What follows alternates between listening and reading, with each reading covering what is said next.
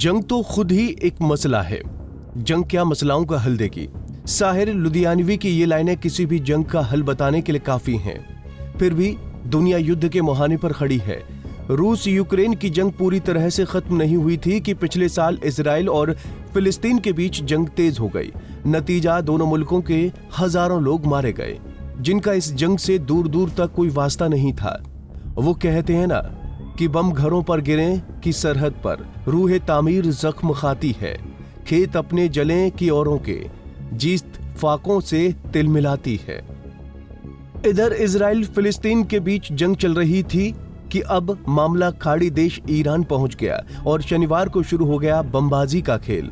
दरअसल शनिवार को ईरान ने 300 से अधिक बैलिस्टिक मिसाइलों, क्रूज मिसाइलों और ड्रोन के साथ इजराइल पर जबरदस्त हमला किया। हालांकि इनमें से 99% के अधिक हमलों को इजरायली एयर डिफेंस ने विफल कर दिया।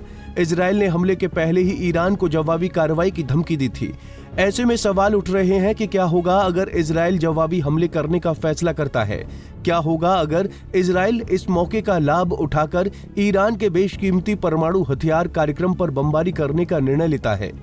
दुनिया के 145 देशों में ताकतवर मिलिट्री के मामले में ईरान 14वें स्थान पर है, जबकि इजराइल 17वें स्थान पर। ईरान की कुल आबादी 8.75 करोड़ से ज्यादा है, वहीं इजराइल की मात्र 90 लाख से थोड़ी ज्यादा।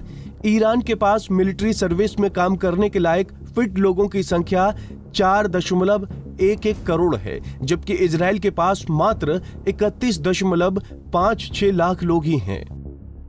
वहीं बात अगर सैनिकों के मामलों की जाए तो इजराइल के पास कुल सैनिकों की संख्या 11.80 लाख है, जबकि इजराइल के पास 6.70 लाख। वहीं एक्टिव सैनिकों के मामले में ईरान के पास 6.10 लाख सैनिक हैं, जबकि इजराइल के पास 1.70 लाख एक्टिव सैनिक हैं। अगर बात दोनों मुल्कों के एयर पावर की जाए तो ईरान की वायुसेना के पास 551 एयरक्राफ्ट रिजर्व में हैं, जबकि 358 एक्टिव हैं। वहीं इजराइल के पास 612 रिजर्व और 490 एक्टिव एयरक्राफ्ट हैं। ईरान के पास 186 फाइटर जेट्स हैं, इनमें से 121 हर समय हमले के लिए तैयार रहते हैं, जबकि इजराइल के पास 241 फाइटर जेट्स हैं, जिनमें से 193 हमले के लिए रेडी रहते हैं। यहीं पर इजराइल ईरान को पूरी तरीके से मात दे सकता है। इसके अलावा ईरान के पास कुल मिलाकर 1996 टैंक हैं, जिनमें से 1397 इस समय जंग के लिए तैयार हैं, तो वहीं इजराइल के पास 1370 टैंक हैं। हालांकि अंतर्राष्ट्रीय स्तर पर इजराइल को ईरान से ज्यादा मुल्कों का लाभ मिल रहा है। ब्रिटिश पीएम ऋषि सुनक ने खुलकर इजराइल का समर्थन कर दिया है, तो वहीं भारतीय विदेश मंत्री एस जयशंकर ने इजराइल के विदेश मंत्री से फोन पर बातचीत कर संपर्क में बने रहने की बात कही है। हालांकि इजराइल और ईरान की जंग में सुपर पावर अमेरिका की राहें इजराइल के बचाव में हैं, तो वहीं रूस, चीन, फ्रांस, तुर्की, मिस्र, यूएई, कतर के साथ ही जर्मनी के चांसलर ओलफ शुल्ज ने दोनों पक्षों से संयम बरतने की अपील की है। हालांकि इजराइल के सामने चुनौतियां कई हैं। इजराइल बीते 1 साल से फिलिस्तीन से जंग लड़ रहा है। ऐसे में ईरानी हमले ने इजराइल की चिंताएं और बढ़ा दी हैं। ईरान का दावा है कि सीरिया में उसके दूतावास पर 1 अप्रैल को हुए हमले के पीछे इजराइल का हाथ है।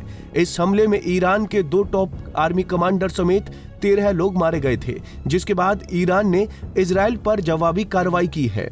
Bureau report, Punjab Kesari TV. हमसे जुड़े रहने के लिए हमारे YouTube चैनल को सब्सक्राइब करें और नई वीडियो की नोटिफिकेशन के लिए बेल आइकॉन को दबाएं।